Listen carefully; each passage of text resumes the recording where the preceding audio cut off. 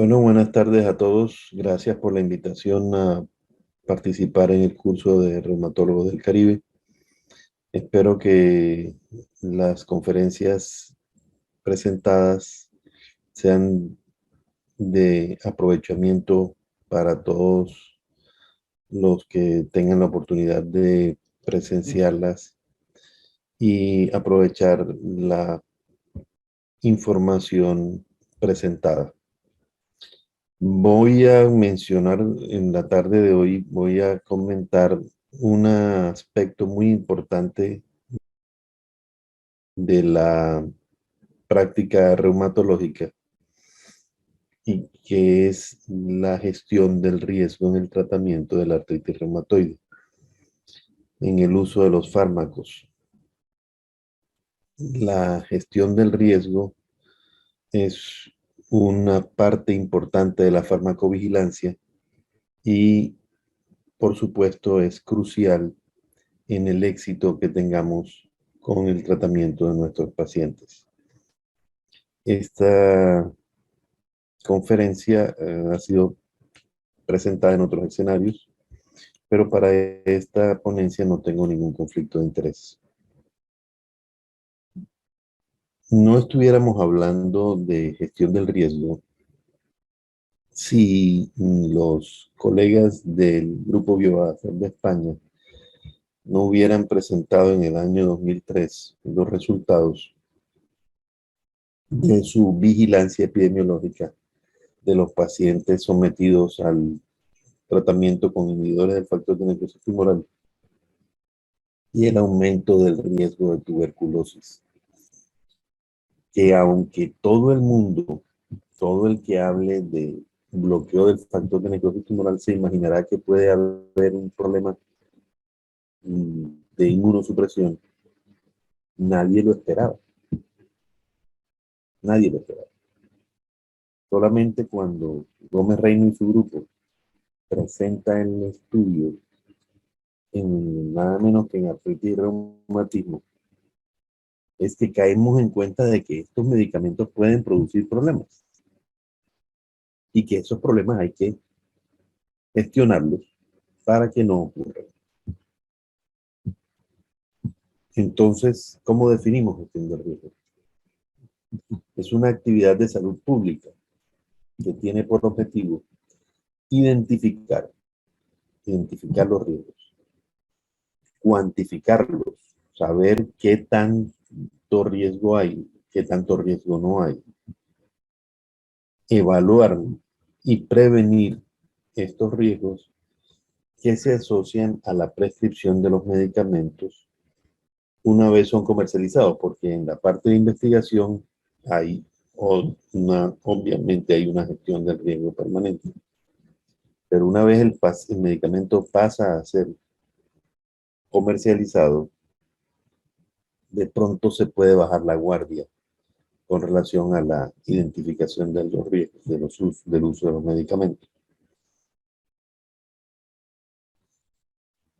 En la gestión del riesgo en relación con el uso de la terapia biológica, pero también con todos los medicamentos, no solamente la terapia biológica, está en diferentes circunstancias, se presenta esta gestión.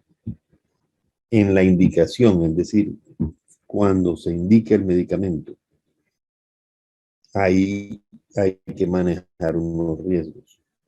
Al inicio del tratamiento, durante, por supuesto, durante el seguimiento, y qué hacer con los eventos adversos que se presenten. Entonces, la evaluación de todas estas circunstancias, podemos intervenir claramente con pautas bien definidas para evitar que se presenten los efectos adversos derivados del uso de los medicamentos. Vean, por ejemplo, aquí vamos a comentar algunas generalidades de esta gestión. La gestión del riesgo comienza con que la terapia biológica debe ser prescrita por médicos con experiencia en su uso y habituados al manejo de las enfermedades para las que están indicadas. Fíjense que eso es de perogrullo, pero cuando se comenzaron a usar los inhibidores del factor de necrosis tumoral, teóricamente éramos expertos en la materia, pero no sabíamos lo de la tuberculosis. Entonces, eh, ¿qué tan expertos éramos? Pero ya nos hemos vuelto expertos, eso sí es cierto. Eh, Obviamente, partimos del conocimiento que tengamos de base de las situaciones que se deriven del uso de cada medicamento que ya se conocen en los estudios de fase 2, fase 3. Se van a detectar algunos efectos adversos que ya se sabe son producidos por los medicamentos. Entonces eso hace parte del brochure del medicamento, de la ficha técnica del medicamento. Entonces tenemos que conocer la ficha técnica de cada medicamento y que no nos llevemos una sorpresa porque eso ya estaba plenamente identificado. Recientemente está ocurriendo con los inhibidores JAK y el riesgo cardiovascular, como veremos más adelante.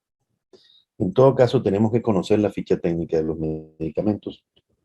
Aquí está la ficha técnica de los inhibidores del factor de necrosis tumoral, sus efectos adversos más frecuentes y, por supuesto, esos efectos adversos tenemos que tenerlos vigilados. Aquí están de otros medicamentos que utilizamos, otros biológicos, como los inhibidores de interleuquina 17, el inhibidor de interleuquina 6. Aquí están los que tenemos en nuestro medio, sus indicaciones y los efectos adversos que se conocen desde los estudios de fase 2, fase 1, fase 2 y fase 3. También tenemos los nuevos inhibidores JAK, otros que no son biológicos, pero que tienen una potencia similar a los biológicos y que tienen efectos adversos similares a los biológicos. Entonces, esos efectos adversos hay que conocerlos para prevenirlos. Y para prevenirlos, debemos, antes de iniciar el tratamiento, debemos conocer, evaluar, estimar y prevenir los posibles riesgos que se deban al medicamento que vamos a utilizar. Entonces, si vamos a prescribir un biológico, tenemos que saber que hay más riesgo de desarrollar tuberculosis y eso tenemos que vigilarlo. Pero la mejor vigilancia, ¿quién la hace? La mejor vigilancia la hace el paciente. El paciente es quien sufre las consecuencias de una vigilancia mal hecha. Por lo tanto, debemos instruir al paciente desde el primer momento que se le va a prescribir un biológico, que él es quien tiene que estar atento a los efectos adversos. Y decirle, si usted piensa que tiene un proceso infeccioso, avísele al médico o al personal que le va a aplicar el medicamento para definir si se aplica o no se aplica. El paciente debe conocer los síntomas de alarma y debe él estar atento, el ser la primera persona que defina si se aplica o no se aplica un medicamento por un riesgo A, B o C. Entonces, instruir al paciente es crucial en la gestión del riesgo. Siempre que vamos a iniciar un tratamiento, hay un circuito básico, clave, fundamental que no debemos dejar de hacer. Tenemos que hacer un panel de exámenes básicos que nos muestren la funcionalidad básica del paciente, hemograma, pruebas hepáticas, parcial de orina, una analítica general.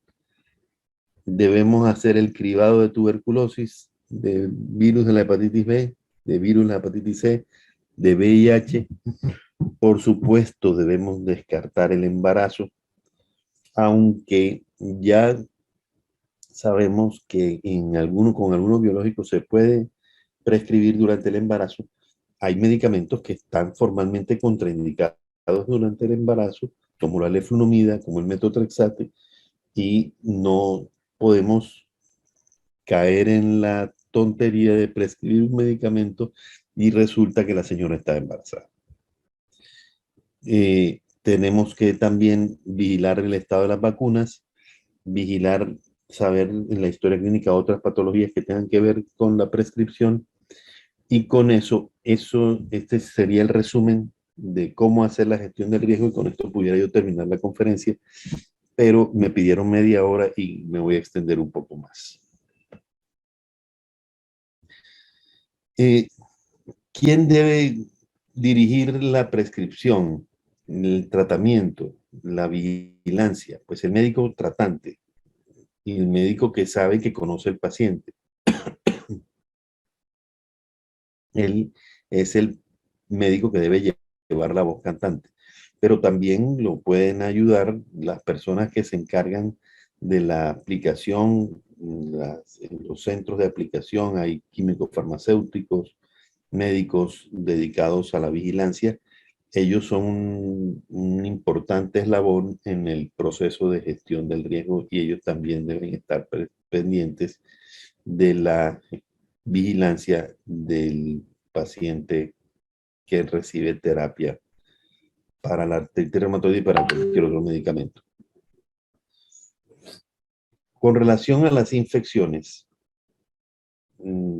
tenemos que, antes de que el paciente vaya a empezar un tratamiento, se debe evaluar la posible existencia de una infección activa. No se nos puede pasar que el paciente tenga una infección activa. Si tiene una infección activa, no puede iniciar terapia biológica. ¿Y cuáles son los riesgos de que un paciente tenga una infección activa? Pues ya sabemos que son pacientes inmunocomprometidos, entonces esto es un factor de riesgo. Pero hay factores de riesgo que a veces se nos olvidan y que no tenemos en cuenta. Ejemplo claro, el uso de glucocorticoides. Los pacientes que consumen glucocorticoides, sobre todo por arriba de 10 miligramos, son pacientes que tienen más riesgo de desarrollar todo tipo de infecciones.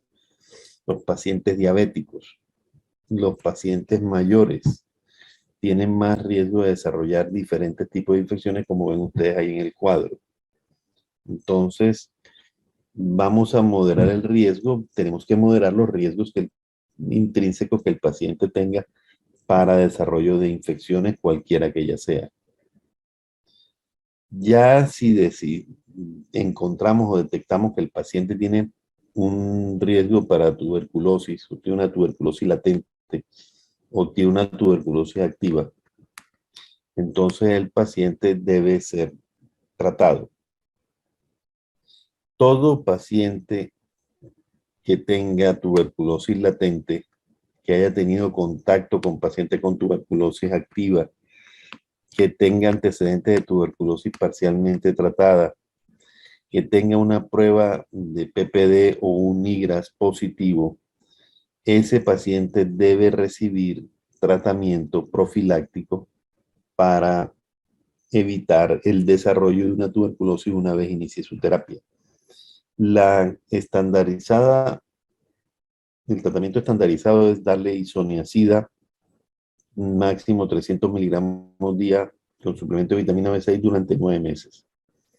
Con ese esquema logramos controlar el riesgo de que desarrolle una tuberculosis.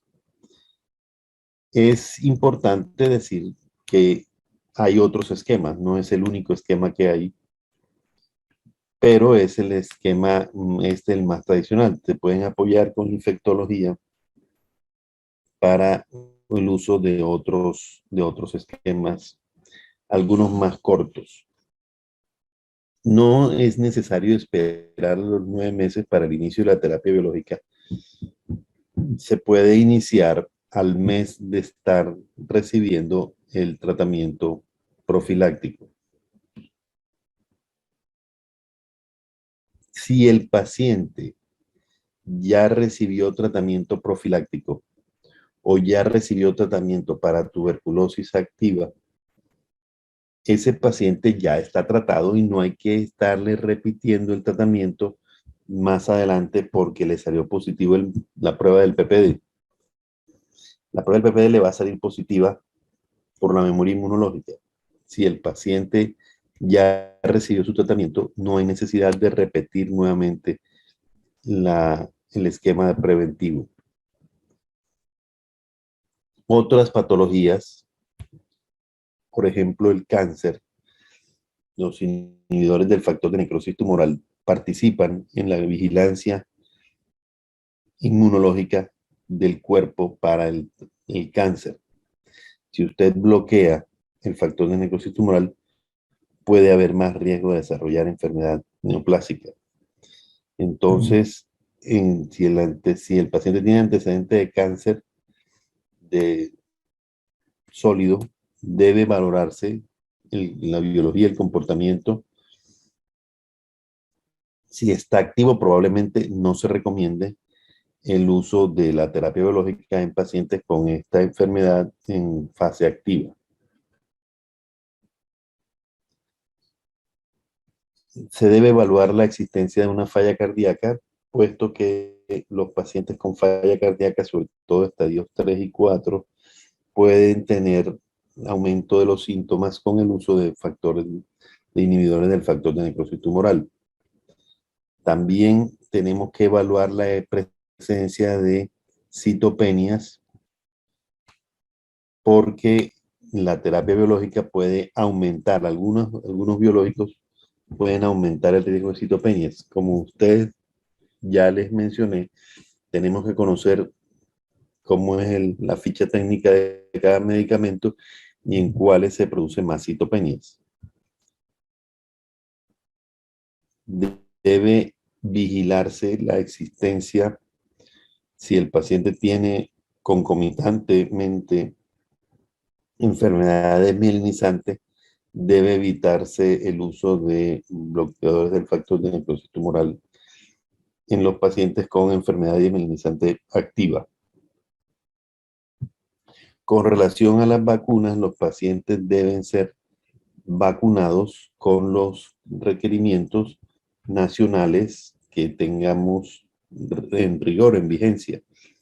Todo paciente el quid del asunto es que todo paciente que le diagnosticamos una enfermedad reumática inflamatoria autoinmune, deberíamos desde el primer momento mandarlo a vacunar para que cuando se necesiten los medicamentos biológicos o tratamientos más agresivos, ya el paciente esté vacunado. Eso debemos hacerlo de rigor. Esta recomendación ya comienza, estas dos recomendaciones ya comienzan a perder vigencia porque se debería desaconsejar el embarazo y la lactancia a los pacientes que vayan a iniciar terapia biológica para cuando fue impreso este artículo que está todavía vigente de la Sociedad Española de Reumatología y el de la Sociedad Colombiana de Reumatología, se desaconsejaba el embarazo. Hoy ya sabemos que los biológicos, algunos de ellos por lo menos tienen registros para poder ser utilizados durante el embarazo. Y está en duda si la terapia biológica sea causante de enfermedad pulmonar intersticial. Entonces aquí no tenemos tantos cuidados como antes se pensaba. Durante el seguimiento, estos son hasta ahora al inicio del tratamiento. Ya durante el seguimiento, es decir, cuando el paciente viene siendo tratado, viene recibiendo el fármaco, tenemos que establecer un intervalo de seguimiento, de monitorización, para estar pendiente de la aparición de efectos adversos. debemos hacer evaluación clínica, examen físico completo y pruebas complementarias de acuerdo a lo que cada fármaco se conoce puede producir de problemas. Todos los médicos que atiendan a este paciente deben conocer su caso y deben saber que están en terapia biológica y deben estar atentos a modular cualquier síntoma que el paciente pueda tener que indique que está haciendo una complicación secundaria al uso. Las aspectos más importantes que debemos vigilar son las infecciones, el riesgo cardiovascular, el herpes zóster, el cáncer, y también debemos estar atentos a los riesgos del uso de estos medicamentos en tratamientos quirúrgicos. Y de todo eso vamos a hablar. A los pacientes en el seguimiento debemos estar atentos a la infección activa por virus de hepatitis B, C o VIH. Estos pacientes tenemos que seguirlos, los que estén positivos, seguirlos ampliamente, estar seguros de que están en las mejores condiciones posibles para que inicien en la terapia.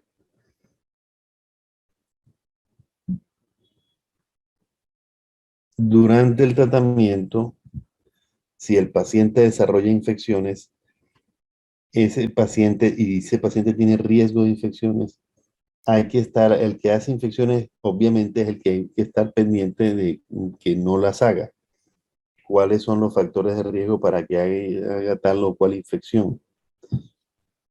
Para suprimir la terapia, corregir la infección bien corregida, una vez resuelta la infección, reiniciar el tratamiento y estar atento a los factores de riesgo de desarrollo de nuevas infecciones. Al paciente tiene que exigírsele que esté pendiente de no dar papaya, de estar en contacto con pacientes con tuberculosis. Claro que los tuberculosos no andan diciendo por la calle, yo tengo tuberculosis, no se me acerque, pero los pacientes hay que decirles que estén pendientes si ven que una persona en la casa está con tos, con expectoración, que no se acerque a él y que detecte quién puede estar infectado para que no lo vayan a contagiar. Si el paciente desarrolla un cáncer durante el tratamiento con agentes biológicos, por supuesto debe suspenderse el tratamiento y debe tratarse para luego reiniciarlo.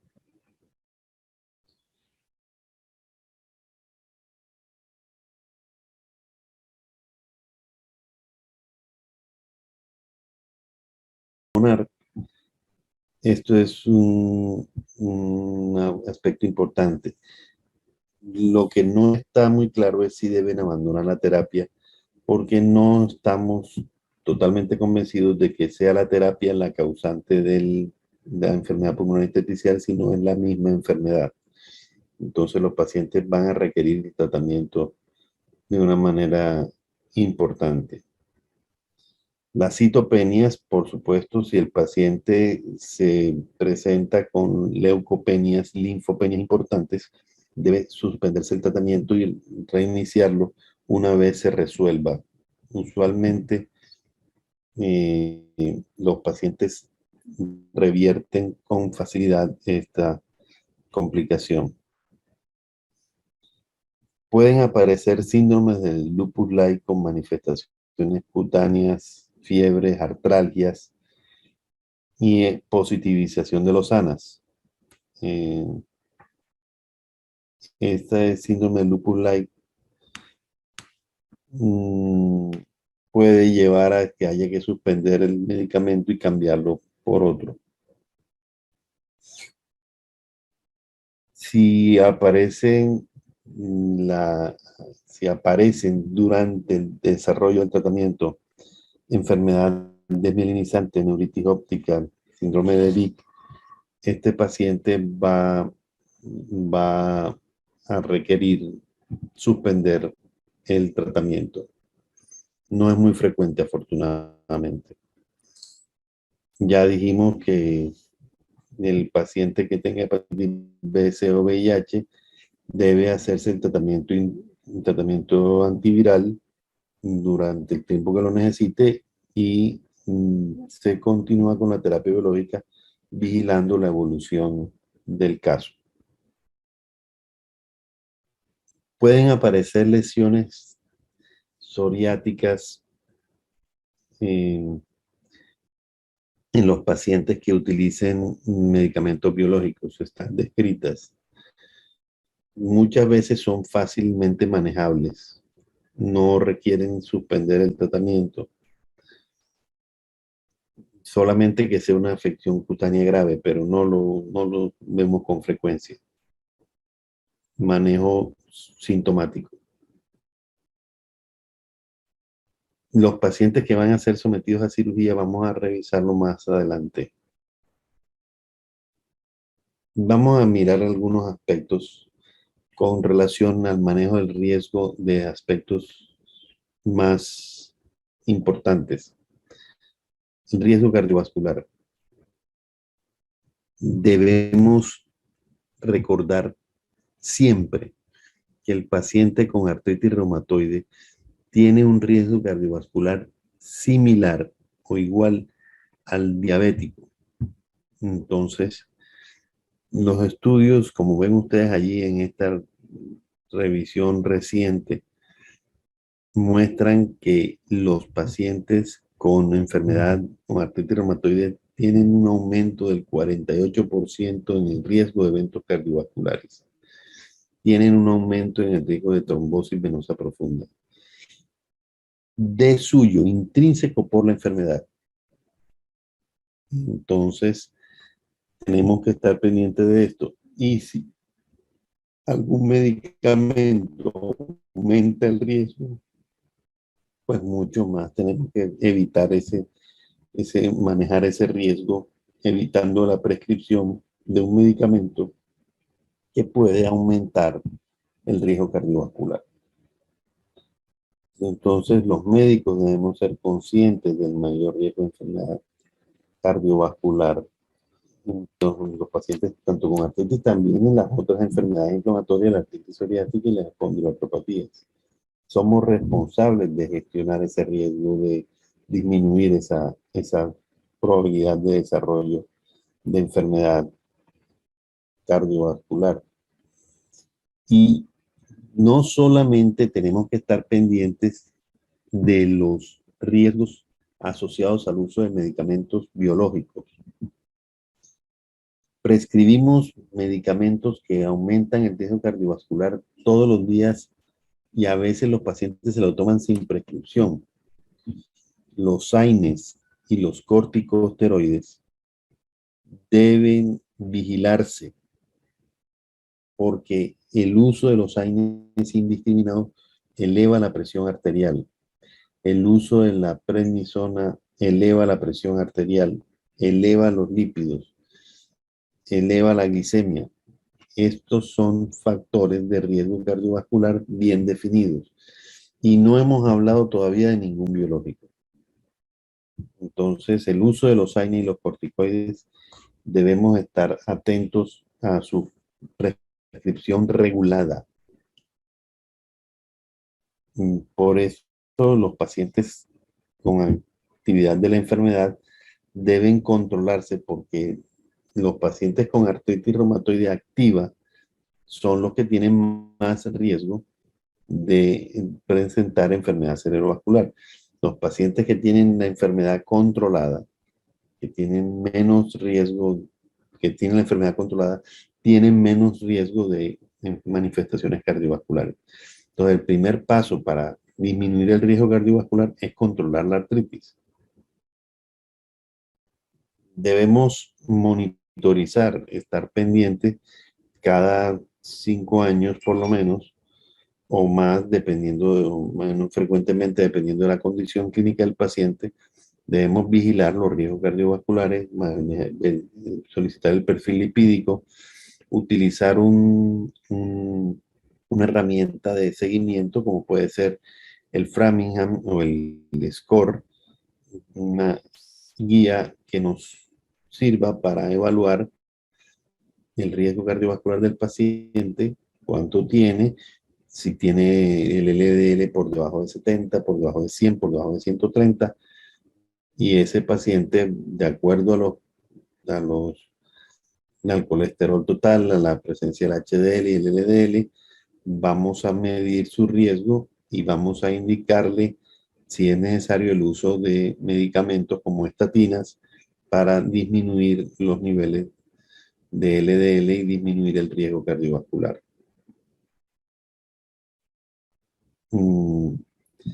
Los modelos de predisposición del riesgo, es decir, el índice de Framingham o el SCORE, se deben adaptar los pacientes con AR porque ya decíamos que tienen un mayor riesgo de enfermedad cardiovascular, igual que la diabetes, entonces debe multiplicarse el score por 1.5 para que ese score se adapte a la artritis reumatoide. Debemos patrocinar el ejercicio, la dieta saludable, por supuesto que no fumen, deben utilizarse los antihipertensivos, todo el cuidado cardiovascular. Si usted no tiene experiencia en el manejo del riesgo cardiovascular, remita al paciente donde un cardiólogo o un internista que tenga experiencia y que sepa manejar este tipo de problemas.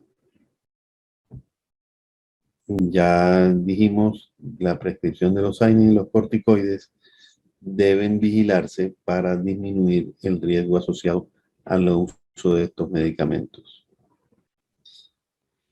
Con relación al Espesóster, principalmente debemos decir que los pacientes con enfermedades autoinmunes secundarios a su tratamiento tienen un riesgo 2 veces mayor, una incidencia 2 veces mayor que en la población general del desarrollo de herpes zóster. Y el herpes zóster puede ser una complicación molesta, muy dolorosa que debemos evitar. Aquí ven ustedes el riesgo de herpes zóster. Ven ustedes que el uso de glucocorticoides de más de 10 miligramos, ven ustedes aquí cómo tiene un riesgo muy alto con relación a dosis más bajas de glucocorticoides. Los anticuerpos monoclonales anti-TNF tienen riesgos más bajos, pero los inhibidores JAK tienen un riesgo un poco más alto. Estos inhibidores JAK producen herpes zóster usuales, de una sola compromiso en una sola raíz, sin compromiso sistémico, pero se presenta con más frecuencia. Entonces, el herpes zóster debemos tratar de controlarlo, de modular ese riesgo. Desafortunadamente no contamos todavía con la vacuna recombinante que estaría indicada en los pacientes antes de iniciar biológicos o inhibidores JAK, como dice aquí en esta tabla. Pudiéramos utilizar la vacuna de virus vivo atenuado, pero no se recomienda en personas que tengan una terapia inmunosupresora porque pueden desarrollar la enfermedad. Lo ideal es que tuviéramos la vacuna recombinante. La vacunación en general debe adaptarse de acuerdo a las condiciones locales, al programa de vacunación local de de las personas de acuerdo a su edad y a sus enfermedades concomitantes. Las vacunas deben administrarse preferiblemente antes del inicio de la inmunosupresión. Las vacunas de virus vivos atenuados pueden considerarse con precaución, pero mejor evitarlas. Y se debe considerar seriamente la vacunación contra la influenza del neumococo en los pacientes con enfermedad reumática inflamatoria autoinmune. La vacunación contra hepatitis A y hepatitis B se debe administrar a los pacientes con riesgo y debe evitarse la vacunación con fiebre amarilla porque es un virus vivo atenuado. En la vacunación, los pacientes con lupus eritematoso deben vacunarse contra el virus del papiloma humano, de acuerdo a las recomendaciones para la población general. Y nuevamente, las vacunas de virus vivo atenuado deben evitarse durante los primeros 6 meses de vida en recién nacidos de madres tratadas con biológicos durante la segunda mitad del embarazo. El riesgo perioperatorio es un riesgo de infecciones, de complicaciones de infecciones que los inmunosupresores pueden facilitar y que debemos manejar también el riesgo de esa situación. Entonces, ¿quiénes hacen complicaciones perioperatorias? Los pacientes que tienen riesgos como el uso de glucocorticoides más de 10 miligramos al día.